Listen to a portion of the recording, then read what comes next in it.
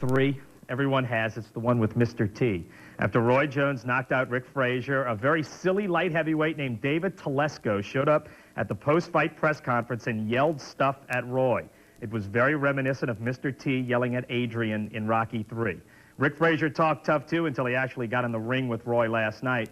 Roy's answer to Telesco at the press conference, quote, "Get in line, you'll get your chance to be knocked out by Roy Jones, too." Frazier's agile enough to... So the first question is, who's next? After #1 contender Rick Frazier showed that he didn't have the ability or the desire to actually compete with Roy Jones, the search immediately began. Roy may travel to Europe to fight ex-middleweight champion Steve Collins. Collins is Irish, and that fight could have major international appeal. Collins would certainly be more active than Rick Frazier. Anybody would.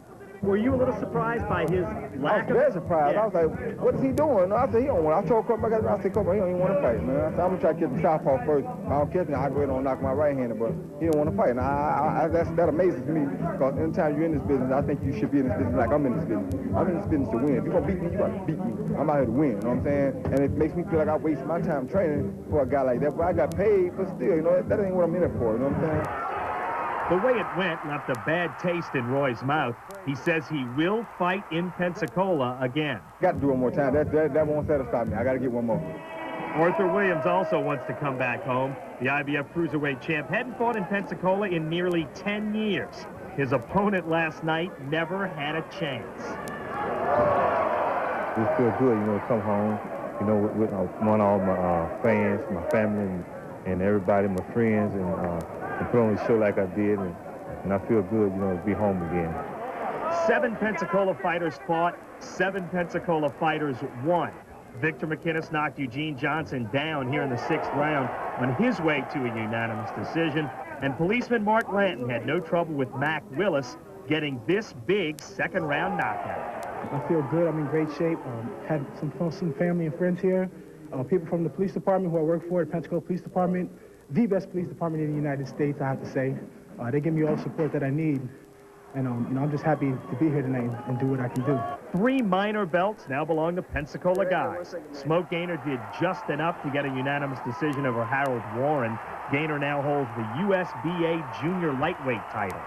Maine Nelson fought a conservative fight, but won by unanimous decision over Brian Adams to take the IBC lightweight belt.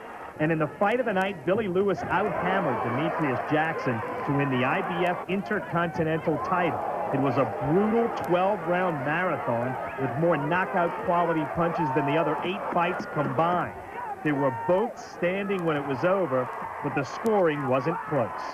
I should say that the guy was very tough, and he could take one heck of a punch, and I'm just glad I pulled it out.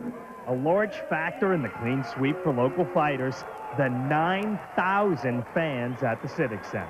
The home crowd is the best thing that you ever can be blessed with as far as an entertainer or an athlete or any other thing like that. The hometown crowd, when they support you like Pensacola supports Roy Jones, it's one of the greatest blessings you ever could receive.